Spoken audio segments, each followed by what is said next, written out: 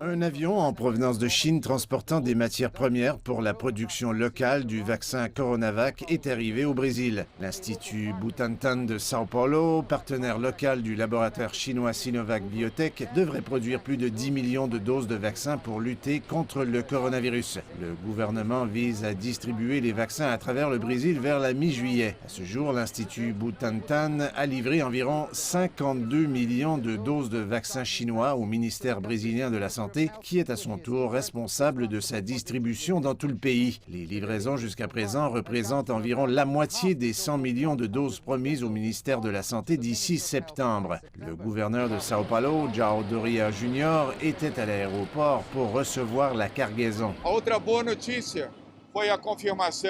Une autre bonne nouvelle aujourd'hui est que nous avons achevé une négociation avec le vice-président du laboratoire chinois Sinovac Biotech, qui s'est rendu à São Paulo pour la livraison d'1 million de doses supplémentaires du vaccin Coronavac. Ces doses arriveront déjà embouteillées et prêtes à être utilisées immédiatement. Elles seront livrées mardi prochain. Ces dernières semaines, plusieurs régions brésiliennes ont préparé des calendriers de vaccination, principalement basés sur les groupes d'âge des personnes. Cependant, le flux accru de personnes pour la vaccination a entraîné de longues files d'attente, des pénuries de vaccins et une suspension des vaccinations dans certains centres du pays. La ville de São Paulo, par exemple, a dû arrêter les vaccinations pendant une journée la semaine dernière, mais a réussi à reprendre le travail car de nouvelles doses ont été envoyées par les autorités de l'État.